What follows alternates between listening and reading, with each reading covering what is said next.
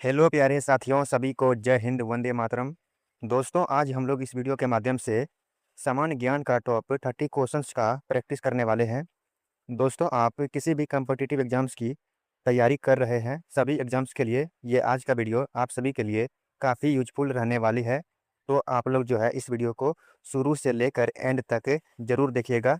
आपको इस वीडियो से काफ़ी हेल्प मिलेगा आपके एग्जाम में। ठीक है, तो आप लोग जो है वीडियो के साथ साथ क्वेश्चन को भी सॉल्व करते जाइएगा। एंड में आपको बताना है कि आपके 30 क्वेश्चन में से कितने क्वेश्चन सही हो पाए हैं, कितने क्वेश्चन आप पहले से ही जानते थे। तो आइए वीडियो को शुरू करते हैं। पहला प्रश्न है, अष्टाध्यायी के लेखक कौन है? पतंजलि, पाणिनि, कौटिल्य, वेद व्यास है। दोस्तों, काफ़ी इम्पोर्टेंट क्वेश्चन है। तो क्वेश्चन नंबर 1 का सही आंसर होगा ऑप्शन बी, पाणिनि। पाणिनि के द्वारा ही अष्टाध्यायी पुस्तक लिखा गया था। तो यहाँ पर सही आंसर होगा ऑप्शन बी, पाणिनि, याद रखिएगा।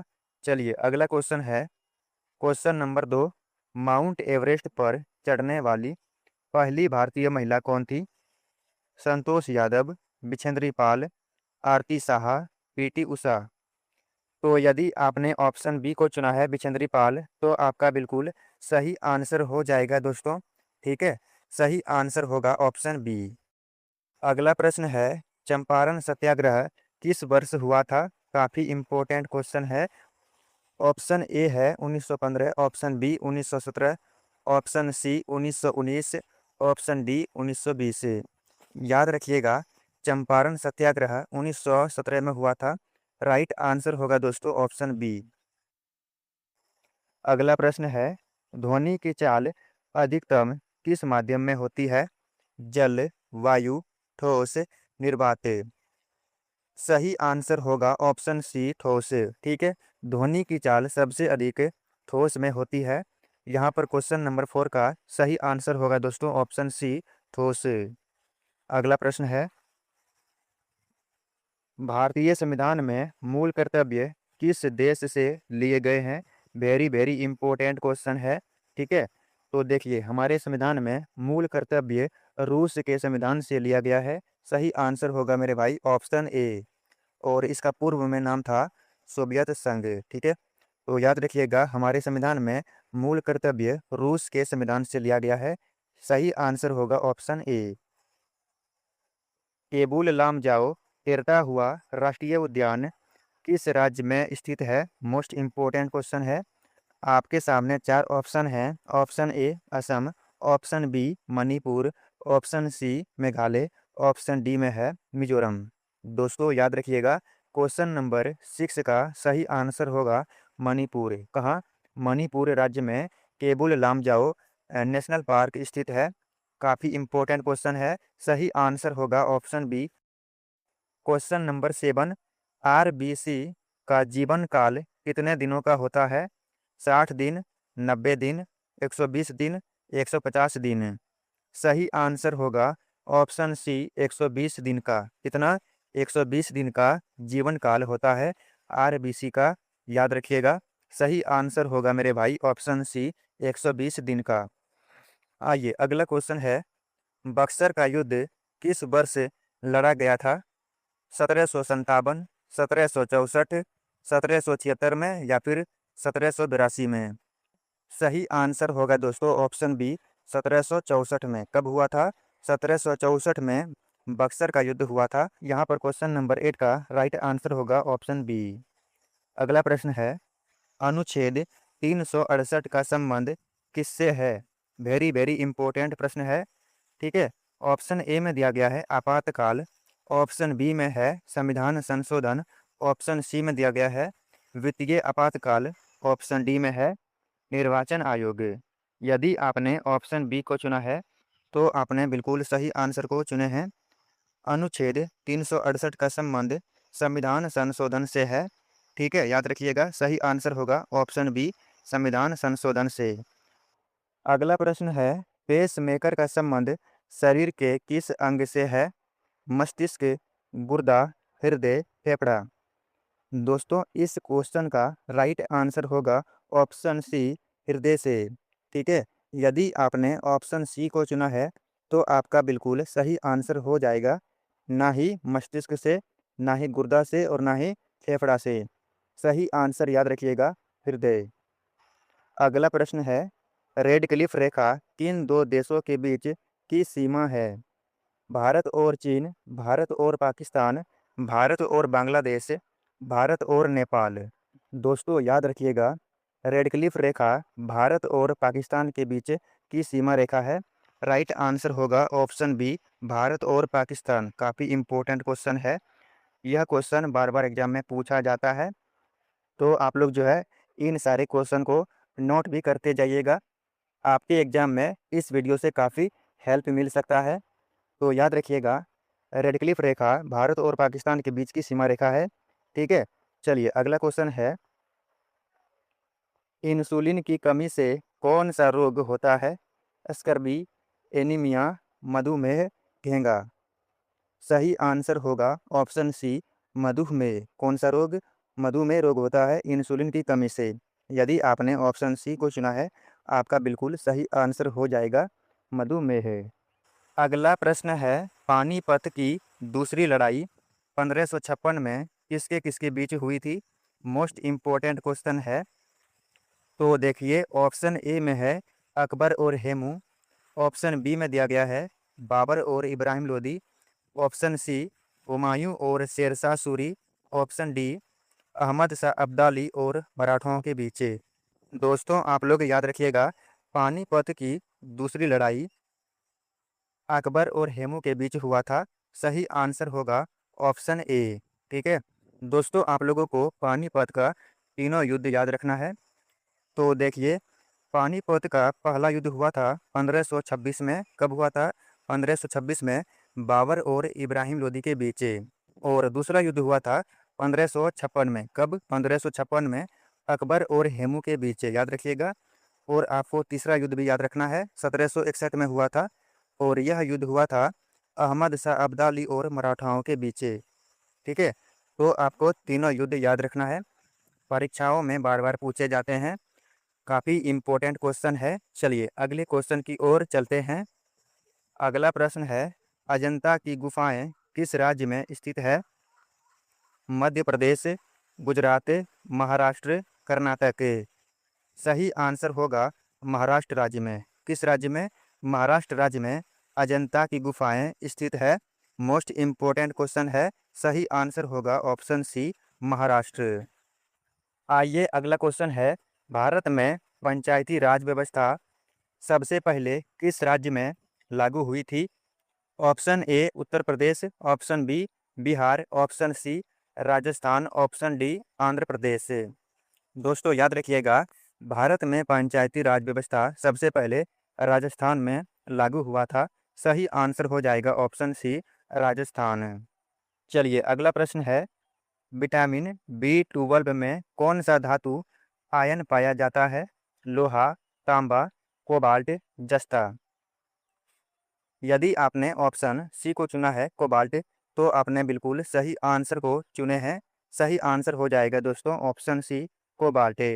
विटामिन B12 में कोबाल्ट नामक धातु पाया जाता है। याद रखिएगा, सही आंसर हो जाएगा ऑप्शन सी, कोबाल्ट। अगला प्रश्न है, हर्षचरित की रचना किसने की थी? काफ़ी इम्पोर्टेंट क्वेश्चन है। वान भट्ट, कालिदास, हरिसेन, भारवी। दोस्तों इस क्वेश्चन का सही आंसर होगा वान भट्ट, ऑप्शन ए। ठीक है, यदि आपने ऑप्शन ए को चुना है वान भट्ट, तो आपने बिल्कुल सही आंसर को चुने हैं। सही आंसर होगा ऑप्शन ए। याद रखिएगा। अगला प्रश्न है, सांभर झील के बाद भारत की सबसे बड़ी तटीय खारे पानी की झील कौन सी है? पुलिकट झील, चिल्का झील, वुलर झील, वेम्बनाड झील। आंसर हो जाएगा ऑप्शन बी, चिल्का झील। कौन सा झील? चिल्का झील। ठीक है, ना ही पुलिकट झील होगा, ना ही वुलर झील, और ना ही वेम्बनाड झील। याद रखिएगा, सही आंसर होगा ऑप्शन बी, चिल्का झील। आइए अगला क्वेश्चन है, राष्ट्रीय मतदाता दिवस कब मनाया जाता है?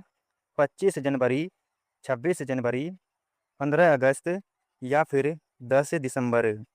यह क्वेश्चन जो है इस बार आर्मी जीडी के एग्जाम में पूछा गया था। ठीक है, तो अगर आप किसी भी डिफेंस एग्जाम्स की तैयारी कर रहे हैं, चाहे वह एसएससी जीडी हो, आर्मी जीडी हो, ठीक है, तो सभी एग्जाम्स के लिए ये सारे क्वेश्चन काफ़ी इंपॉर्टेंट है। तो आप लोग जो है इन सारे क्वेश्चन को नोट करते जाइएगा। एग्जाम में जो है इस वीडियो से काफ़ी हेल्प मिलेगा। आइए यहाँ पर देखिए, क्वेश्चन नंबर 19 का सही आंसर होगा ऑप्शन ए 25 जनवरी। 25 जनवरी को राष्ट्रीय मतदाता दिवस मनाया जाता है। आंसर हो जाएगा दोस्तों ऑप्शन ए। अगला प्रश्न है, हॉर्नबिल उत्सव किस राज्य का प्रमुख त्योहार है? Tripura, Mizoram, Nagaland, Arunachal Pradesh. Very very important question है, ठीक है। तो याद रखिएगा, हॉर्नबिल उत्सव नागालैंड राज्य में बड़े धूमधाम से मनाया जाता है। सही आंसर हो जाएगा ऑप्शन सी, नागालैंड। अगला प्रश्न है, सूर्य की ऊर्जा का मुख्य स्रोत क्या है?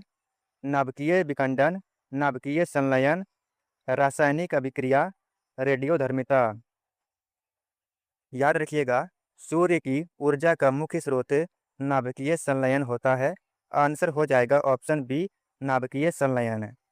अगला प्रश्न है, भारत के प्रथम मुख्य न्यायाधीश कौन थे? सुकुमार सेन। ऑप्शन बी में है एच.जे. कानिया।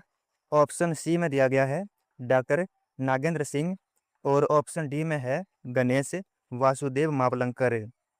दोस्तों, क्वेश्चन नंबर 22 का सही आंसर होगा ऑप्शन बी, एच.जे. कानिया। ठीक है, भारत के प्रथम मुख्य न्यायाधीश एच.जे. कानिया थे। सही आंसर होगा ऑप्शन बी। अगला प्रश्न है, रक्त समूह की खोज किसने की थी? Karl Landsteiner, Alexander Fleming, Edward Jenner, William Harvey. देखिए, इस क्वेश्चन का जो है सही आंसर होगा ऑप्शन ए, कॉर्ल लैंडस्टीनर। मेरे दोस्तों, अगर आप लोगों को इस वीडियो का कंटेंट पसंद आ रहा है तो इस वीडियो को ज़रूर लाइक करना है और आप लोगों को इस चैनल को ज़रूर सब्सक्राइब कर देना है, ठीक है। तो आइए अगले क्वेश्चन की ओर चलते हैं। हमारा अगला क्वेश्चन है, नागा अर्जुन सागर बांध किस नदी पर बना है? मोस्ट इम्पोर्टेंट क्वेश्चन है। इस बार जो है इस क्वेश्चन को एसएससी जीडी के द्वारा पूछा गया था। ऑप्शन ए में दिया गया है कावेरी नदी। ऑप्शन बी में है कृष्णा। ऑप्शन सी में है गोदावरी या फिर नर्मदा। याद रखिएगा, नागा अर्जुन सागर बांध कृष्णा नदी पर स्थित है। सही आंसर होगा दोस्तों ऑप्शन बी, कृष्णा नदी पर। आर्य समाज की स्थापना किसने की थी? वेरी वेरी इंपॉर्टेंट क्वेश्चन है। तो देखिए, क्वेश्चन नंबर 25 का राइट आंसर होगा स्वामी दयानंद सरस्वती जी के द्वारा ही आर्य समाज की स्थापना किया गया था। मोस्ट इम्पोर्टेंट क्वेश्चन है, ठीक है, याद रखिएगा। सही आंसर होगा ऑप्शन ए। अगला क्वेश्चन है, मानव शरीर का रक्तचाप मापने वाला यंत्र क्या कहलाता है? Barometer, sphygmomanometer, stethoscope, ammeter. काफ़ी बेहतरीन क्वेश्चन है। तो याद रखिएगा, मानव शरीर का रक्तचाप मापने वाला यंत्र होता है सिफगोमेनोमीटर, ठीक है। ऑप्शन बी सही आंसर हो जाएगा, याद रखिएगा। हमारा अगला क्वेश्चन है, कर्क रेखा भारत के कितने राज्यों से होकर गुजरती है? 6, 7, 8, 9। काफ़ी इम्पोर्टेंट क्वेश्चन है, बार बार यह क्वेश्चन एग्जाम में पूछा जाता है। तो दोस्तों याद रखिएगा, कर्क रेखा भारत में 8 राज्यों से होकर गुजरती है। सही आंसर होगा ऑप्शन सी, 8। चलिए, हमारा अगला क्वेश्चन है, क्वेश्चन नंबर 28। जालियांवाला बाग हत्याकांड के समय भारत का वायसराय कौन था? वेरी वेरी इंपॉर्टेंट क्वेश्चन है, ठीक है। क्वेश्चन में कहा गया है, जालियांवाला बाग हत्याकांड जब हुआ था उस समय भारत का वायसराय कौन था, है ना। तो यहाँ पर देखिए, सही आंसर होगा ऑप्शन बी, लॉर्ड चेम्सफोर्ड। यदि आपने ऑप्शन बी को चुना है तो आपका बिल्कुल सही आंसर हो जाएगा। काफ़ी बेहतरीन क्वेश्चन है, एग्जाम में इसी प्रकार का क्वेश्चन पूछा जाता है। तो आप लोग जो है इन सारे क्वेश्चन को नोट करते जाइएगा। चलिए, अगला क्वेश्चन है मेरे भाई, लोधी वंश का अंतिम शासक कौन था? बहलोल लोधी, सिकंदर लोधी, इब्राहिम लोधी, दौलत खान लोधी। तो इस क्वेश्चन का सही आंसर होगा मेरे भाई लोग ऑप्शन सी, इब्राहिम लोदी। ठीक है, इब्राहिम लोदी जो है लोदी वंश का अंतिम शासक था। आप लोगों को याद रखना है, सही आंसर हो जाएगा ऑप्शन सी। दोस्तों आप लोगों को कमेंट में बताना है कि लोदी वंश के बाद अगला कौन सा वंश आया था। चलिए अगला क्वेश्चन है, गुर्दे की कार्यात्मक इकाई क्या है? न्यूरॉन, नेफ्रॉन, एलबीओआई, साइटोन। गुर्दे का कार्यात्मक इकाई है नेफ्रॉन। क्या? Nephron. Option B correct answer हो जाएगा क्वेश्चन नंबर 30 का। यदि आपने ऑप्शन बी को चुना है तो आपका बिल्कुल सही आंसर हो जाएगा। ठीक है।